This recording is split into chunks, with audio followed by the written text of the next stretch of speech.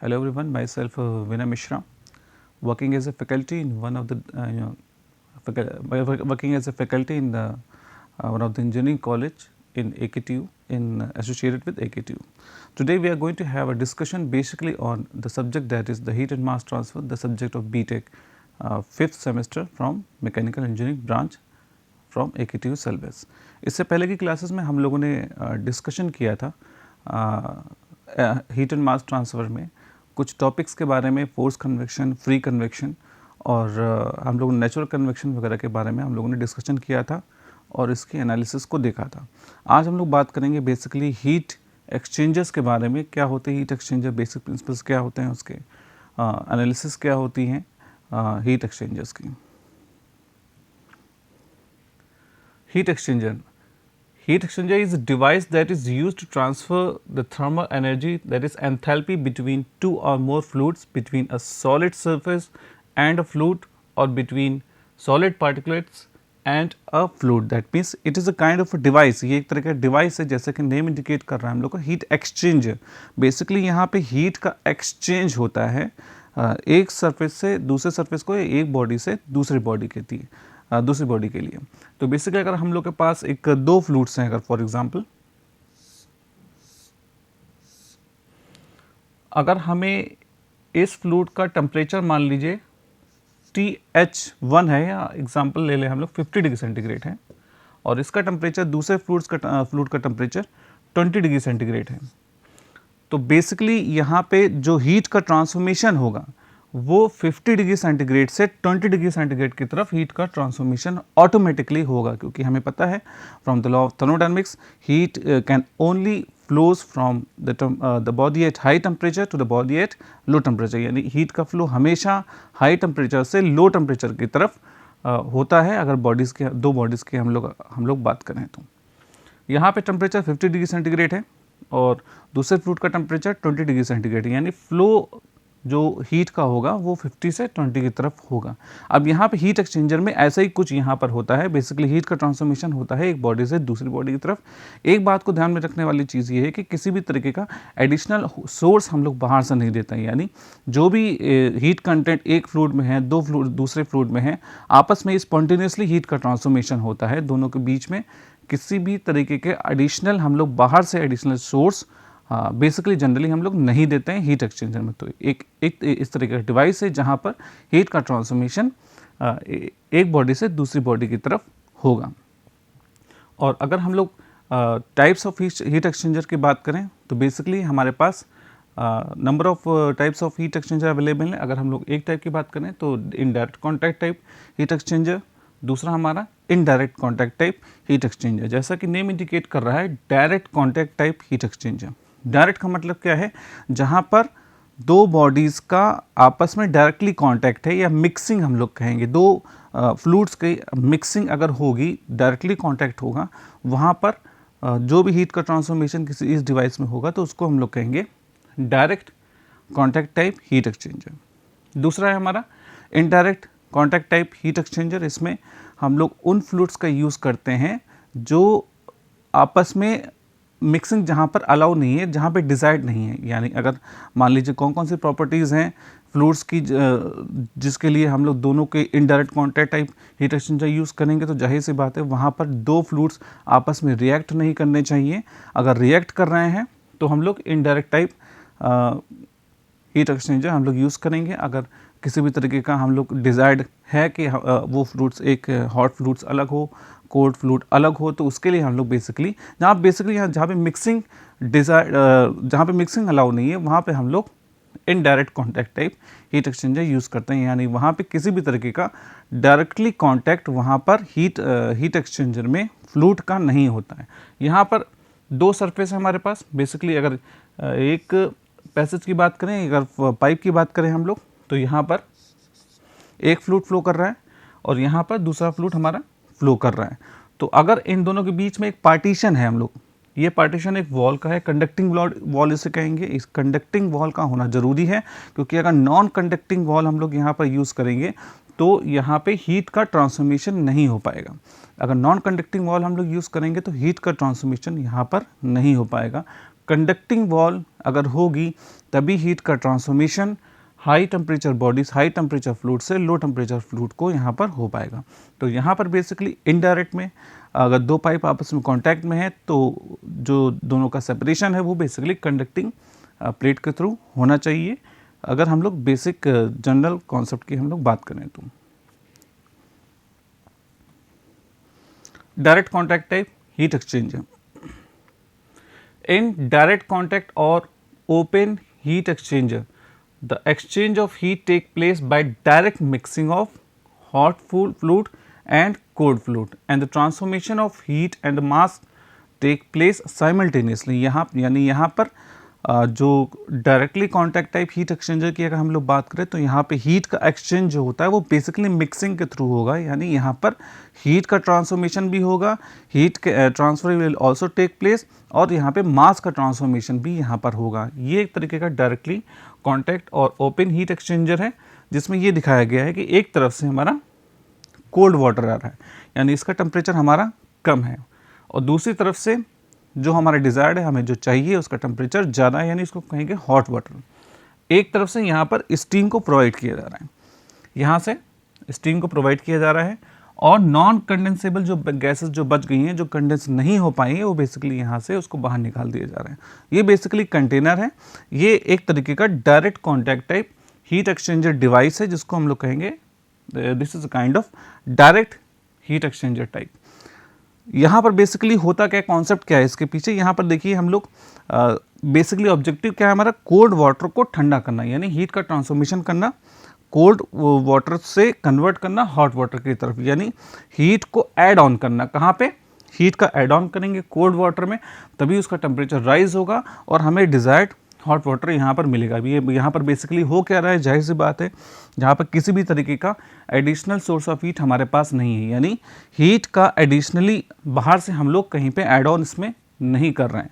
हम लोग क्या दे रहे हैं, ऐड ऑन क्या हो रहा है, बेसिकली यहाँ पे स्टीम का एडिशन हो रहा है। स्टीम बेसिकली क्या है, steam is a vapour form of liquid, यानी स्टीम एक वेपर फॉर्म है लिक्विड का, जो कब बनता है, जब हम वाटर को बॉईल करते हैं, जब सेचुरेशन टेम्परेचर से ज़्यादा उसका टेम्परेचर हो जाएगा, तो उस कंडीशन पे क्या होगा, फेज ट्रांसफॉर्मेशन होने लगेगा। फेज ट्रांसफॉर्मेशन होने के बाद जो गैसेस फॉर्म ऑफ वाटर को हम लोग बेसिकली स्टीम कहेंगे।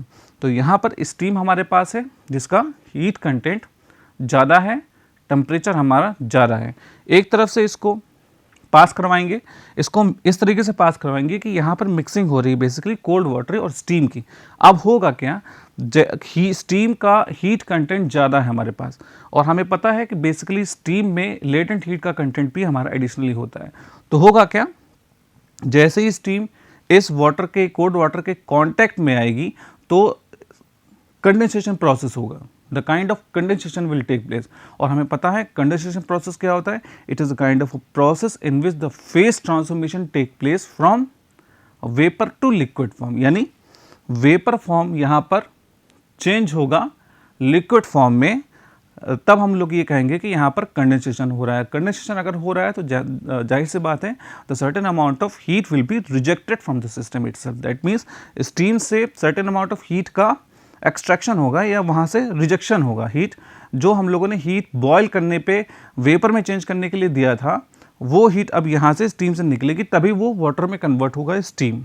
ठीक है, तो होगा क्या है यहाँ पे, अब वो जो हीट निकल रही है वेपर से लिक्विड में बदलने के लिए कंडेंसेशन प्रोसेस में, वो हीट यूज़ होगी इस वाटर को हीट अप करने के लिए, यानी वो हीट एब्जॉर्ब होगी इस कोल्ड वाटर के लिए।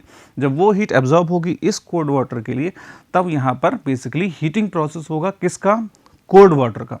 हीट कहाँ से मिली, स्टीम से मिली। स्टीम के पास हीट कंटेंट ज़्यादा था, लेटेंट हीट थी, सेंसिबल हीट थी, तो वहाँ पर बेसिकली क्या हुआ, हीट का एक्सट्रैक्शन हुआ, क्योंकि यहाँ पर कंडेंसेशन प्रोसेस हो रहा है, और कंडेंसेशन प्रोसेस में फेज का ट्रांसफॉर्मेशन होगा वेपर से लिक्विड के फॉर्म में। तो हम लोग यहाँ पर ये कहेंगे कि जो हीट यहाँ पे रिजेक्शन हो रहा है स्टीम से, वो मिक्सअप हो रही है कोल्ड वाटर में, जिसमें मिक्सिंग होने के बाद या हीट का ट्रांसफॉर्मेशन होने के बाद, हीट का फ्लो होने के बाद स्टीम से कोल्ड वाटर की तरफ जो हमारे पास जो आउटकम आ रहा है, आउटपुट आ रहा है, वो हमारा बेसिकली हॉट वाटर आ रहा है।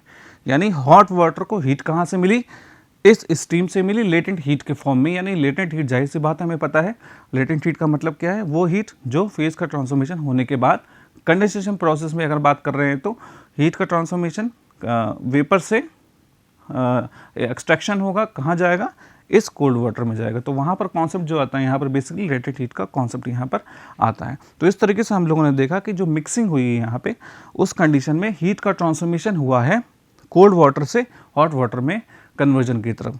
अब यहाँ पे नॉन कंडेंसेबल कुछ गैसेस हैं। होता क्या एग्जैक्टली कंडेंसेशन प्रोसेस में कुछ गैसेस ऐसी होती है जो कंडेंस नहीं हो पाती, जो वो गैसेस हमारी कंडेंस नहीं हो पाएंगी तो वो उनको किसी तरीके से रिजेक्शन उसको करना पड़ेगा, यानी उसको बाहर निकालना पड़ेगा। तो यहाँ से जो नॉन कंडेंसेबल गैसेस है वो हमारी बाहर एक तरीके से निकल जाएंगी और यहाँ पास जो आउटपुट हमें मिलेगा वो बेसिकली हॉट वाटर का यहाँ पर मिलेगा। अब यहाँ पर देखिए बेसिकली यहाँ पे कोल्ड वाटर को हॉट वाटर में कन्वर्ट किया गया है with directly contact of steam. यहाँ पर हम लोग देख रहे हैं कि स्टीम का डायरेक्टली कांटेक्ट हुआ है, वाटर में मिक्सिंग हुई एक तरीके से, तो इसलिए हम लोग इस तरीके के हीट एक्सचेंजर को हम लोग directly contact type heat exchanger हम लोग बोलेंगे। The use of such unit is made under condition where mixing of the two fluid is either harmless और डिजायरेबल।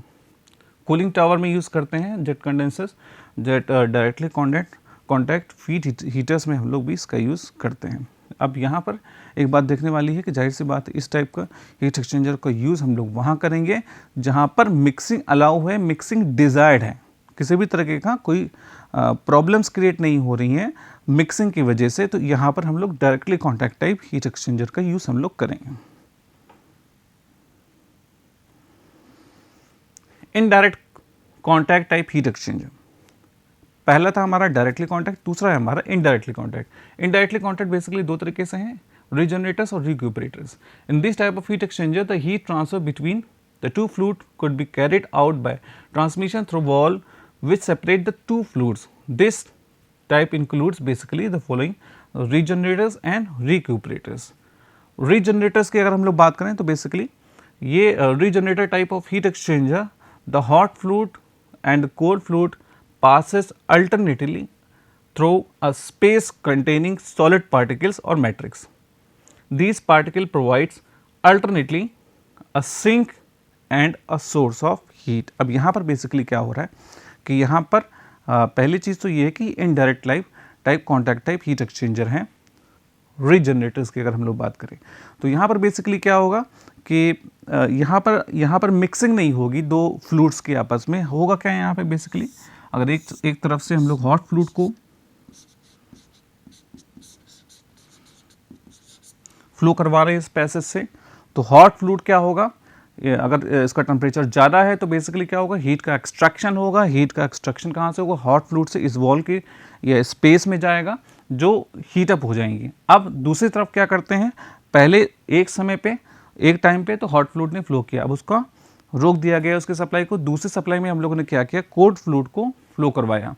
जब कोल्ड फ्लूइड को फ्लो करवाया तो उसका टेम्परेचर कम है इस वॉल से या उस स्पेस से, तो जाहिर सी बात है हीट का ट्रांसफॉर्मेशन जो होगा अब वॉल से फ्लूइड की तरफ होगा। पहली बार क्या हुआ था, हीट का ट्रांसफॉर्मेशन हुआ था हॉट फ्लूइड से वॉल की तरफ या स्पेस की तरफ, तो यहाँ पर एज ए सोर्स ये फ्लूइड यूज हुआ था, या हम लोग ये कहेंगे कि सिंक की तरह एज ए यूज हुआ था, क्योंकि हीट का ट्रांसफॉर्मेशन इस फ्लूइड से स्पेस को जा रहा है। अब दूसरी तरफ जो हम लोगों ने कोल्ड फ्लूइड को फ्लो करवाया है तो वहाँ पर होगा क्या, जो हीट एब्जॉर्ब कर ली गई थी स्पेस से इस फ्लूइड के द्वारा, वो हीट अब रिवर्स तरीके से कोल्ड फ्लूइड में आएगी और हीट का ट्रांसफॉर्मेशन होगा विदाउट मिक्सिंग। यहाँ पर मिक्सिंग नहीं हो रही किसी भी तरीके का, कोई डायरेक्टली कॉन्टैक्ट हॉट फ्लूइड से और कोल्ड फ्लूइड से यहाँ पे नहीं है।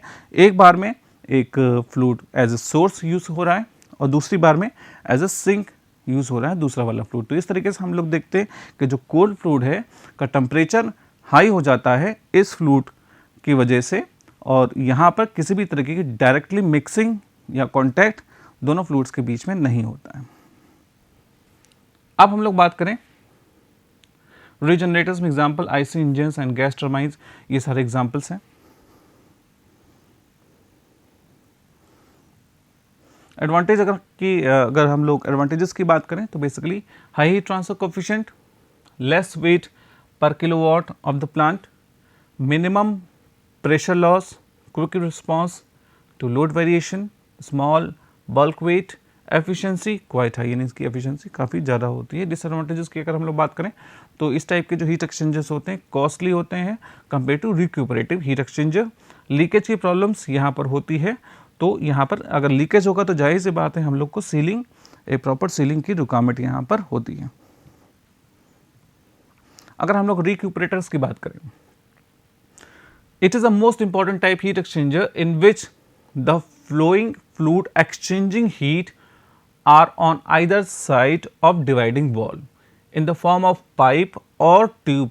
These heat exchanger are used when two fluids cannot be allowed to mix, that is when the mixing is undesirable. That means recuperator type जो heat exchanger होंगे उनका हम लोग यूज़ कब करेंगे, जब दो फ्लूइड्स का मिक्सिंग अनडिजायर्ड है, यानी हम लोग को दो फ्लूइड की मिक्सिंग हमें नहीं करनी है, यानी अलग अलग उन फ्लूइड्स को रखना है और सिर्फ हीट का ट्रांसफॉर्मेशन हो, इस बात को ध्यान में रखना है।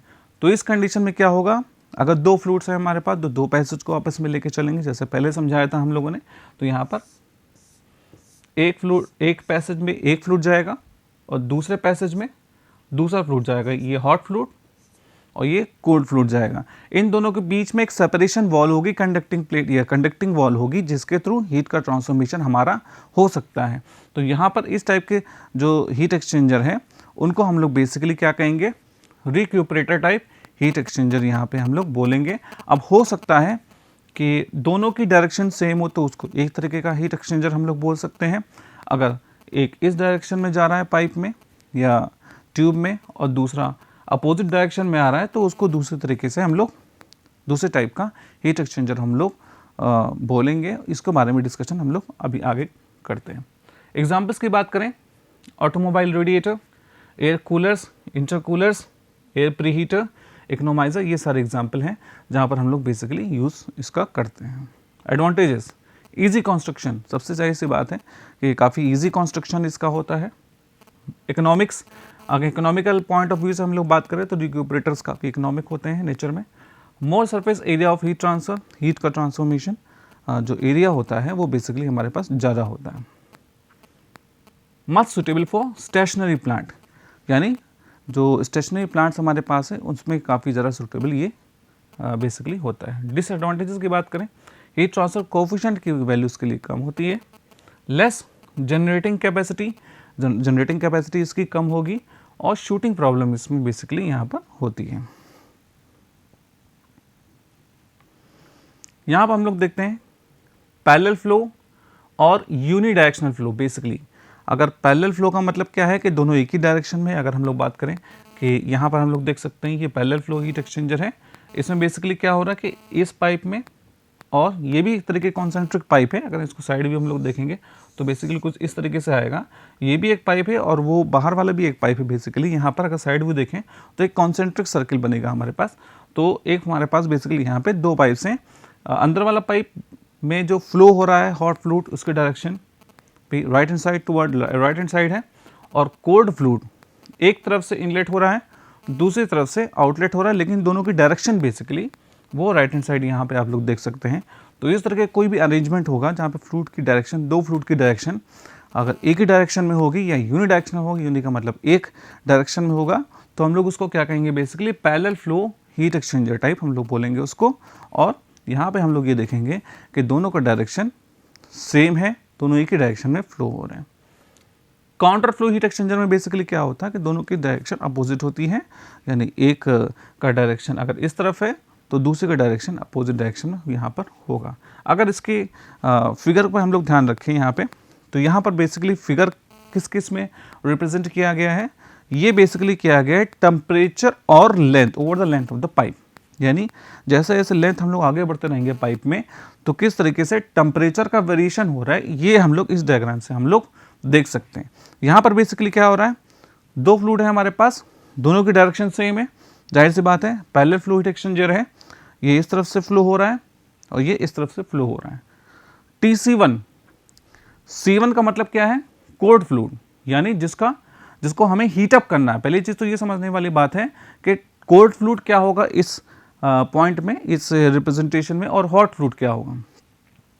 कोल्ड फ्लूइड यहाँ पर ये वो होगा जिसका टेम्परेचर पहले से कम है और हमको हीटअप करना है, यानी कोल्ड फ्लूइड वो होगा जिसका टेम्परेचर पहले से लोअर है या कम है और उसको हीटअप करना है, उसका टेम्परेचर को हम लोग बढ़ाना है।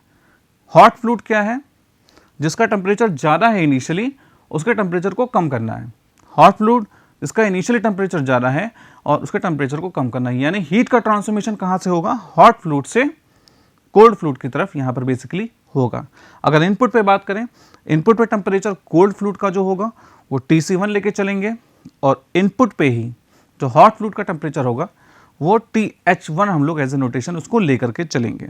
जैसे जैसे टेम्परेचर बढ़ रहा है, देखिए जैसे जैसे टेम्परेचर बढ़ेगा, सॉरी जैसे जैसे लेंथ बढ़ रही है ओवर द पाइप, अगर यहाँ पर पाइप के लिए हम लोग बात करें तो जैसे जैसे लेंथ हम लोग आगे बढ़ते चले जाएंगे, हीट का ट्रांसफॉर्मेशन होता चला जाएगा।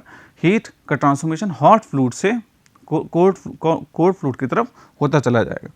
TC1 का टेम्परेचर यहाँ पर देखिए बढ़ रहा है, कहाँ तक चला गया?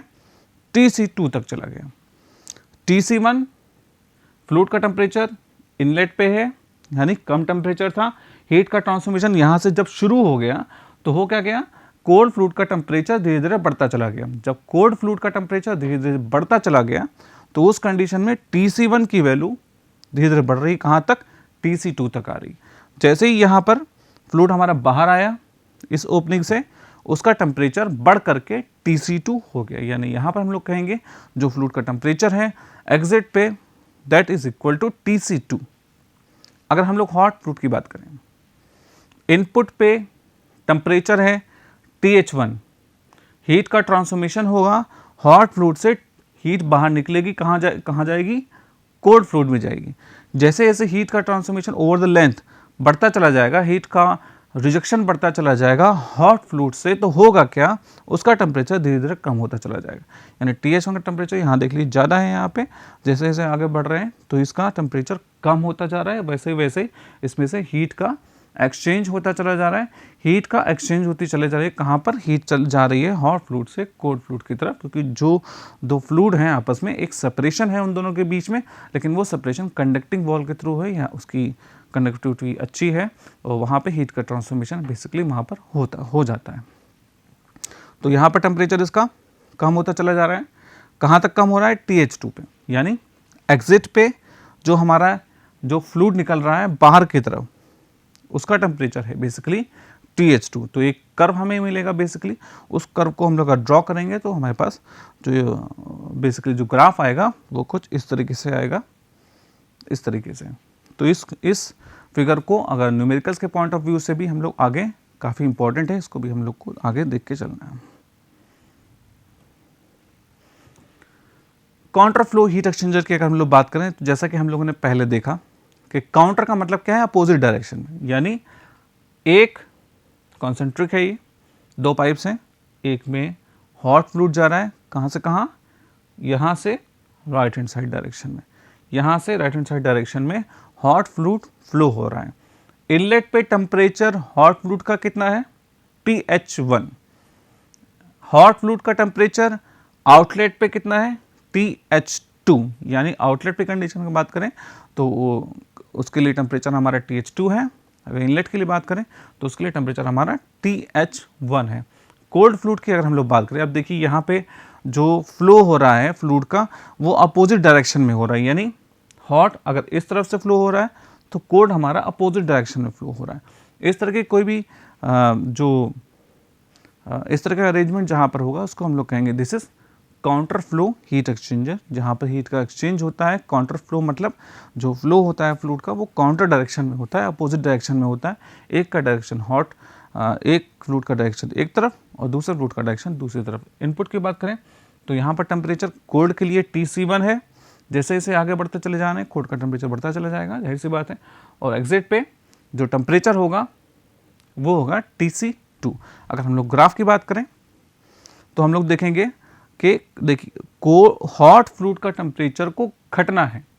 हॉट फ्लूइड का मतलब क्या है कि वो टेम्परेचर है ये जहाँ पर जिस पे इनिशियल जो टेम्परेचर होगा वो ज़्यादा होगा और जैसे जैसे टाइम बीतता चला जाएगा वैसे वैसे उसका टेम्परेचर हमारा कम होता चला जाएगा। तो यहाँ पर हम लोग देखते हैं TH1 इनपुट पे टेम्परेचर है TH1 हॉट फ्लूइड का, एग्जिट पे TH2 यानी एग्जिट वेलोर टेम्परेचर है उसका वो TS2 यानी हॉट फ्लूइड का टेम्परेचर हमारे जैसे जैसे लेंथ बढ़ रही है आगे, जैसे जैसे फ्लो आगे बढ़ रहा है तो वो हमारा उसका टेम्परेचर हॉट फ्लूइड का कम हो गया। इनपुट पे टेम्परेचर कोल्ड फ्लूइड का कम था, जैसे जैसे कोल्ड फ्लूइड आपस में पाइप में इंटर करता चला गया आगे की तरफ तो ओवर द लेंथ हम लोगों ने देखा उसका टेम्परेचर बढ़ रहा है, क्योंकि हीट का ट्रांसफॉर्मेशन हॉट फ्लूइड से कोल्ड फ्लूइड की तरफ होगा। ये हम लोगों ने पहले भी डिस्कशन किया। अब यहाँ पे देखते हैं कि TC1 का टेम्परेचर यहाँ पर कम है और यहाँ पर TC2 का टेम्परेचर यानी जो टेम्परेचर TC2 है हमारा एग्जिट पे टेम्परेचर कोल्ड फ्लूइड के लिए वो हमारा बेसिकली TC2 है। तो एक तरह का कर्व हमको मिलेगा, वो कर्व को अगर हम लोग डिफरेंट पॉइंट्स का फ्लो करते चले जाएंगे, उसको पॉइंट आउट करते चले जाएंगे तो एक ग्राफ मिलेगा हमको, और ये graph counter flow heat exchanger के लिए कुछ इस तरीके से आएगा। तो यहाँ पर हम लोगों ने देखा कि ये बेसिकली जो फ्लो हो रहा है ये काउंटर फ्लो के लिए है, और जो हमारा इससे पहले जो डिस्कशन किया था वो बेसिकली फ्लो था हमारा पैरेलल फ्लो के लिए। क्रॉस फ्लो हीट एक्सचेंजर की अगर हम लोग बात करें तो यहाँ पर 90 डिग्री या किसी भी एंगल में क्रॉस डायरेक्शन में का मतलब ये है कि एक इस डायरेक्शन में और दूसरा इस डायरेक्शन में, या मिक्सिंग या अनमिक्स्ड कंडीशन में स्ट्रीम का अगर हीट का ट्रांसफॉर्मेशन हो रहा है तो वहाँ पर हम लोग क्रॉस फ्लो हीट एक्सचेंजर उसको हम लोग बोलेंगे। वहाँ पर क्या था, पैरेलल फ्लो हीट एक्सचेंजर में अलग अलग पाइप में एक ही डायरेक्शन में था, काउंटर फ्लो में अलग अलग पाइप में पैरेलल फ्लो में अलग अलग पाइप में एक ही डायरेक्शन में था, और काउंटर फ्लो में अलग अलग पाइप में अपोजिट डायरेक्शन में था। यहाँ पर बेसिकली क्या है, ये हॉट फ्लूइड है आपका और ये आपका बेसिकली मिक्स्ड हॉट स्ट्रीम है। तो एक तरीके का जो पैरेलल, ना ये पैरेलल है ना ये काउंटर है, तो एक तरीके से जो एक एंगल बन रहा है दोनों के बीच में उसके अकॉर्डिंग हम लोग ये कह रहे हैं कि क्रॉस फ्लो हीट एक्सचेंजर है। और यहाँ पे अगर हम लोग बात करें कोल्ड फ्लूइड के लिए या अनमिक्स्ड स्ट्रीम के लिए बात करें तो यहाँ पर भी इसको हम लोग इस तरह का जहाँ भी अरेंजमेंट होगा, हीट का ट्रांसफॉर्मेशन होगा, उसको हम लोग ये बोलेंगे कि ये basically cross flow heat exchanger है।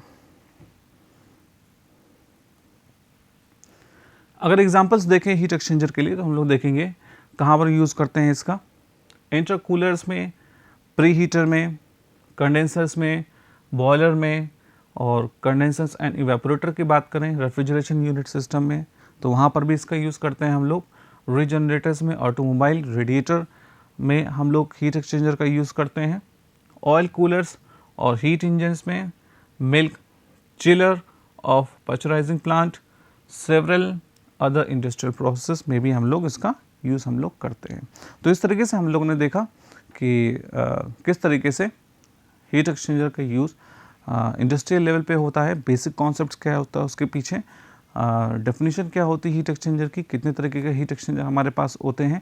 अब इसकी एनालिसिस को डिटेल में हम लोग को आगे पढ़ना है, जिसके बारे में डिस्कशन हम लोग आगे क्लास में करेंगे। तब तक के लिए थैंक्स अ लॉट।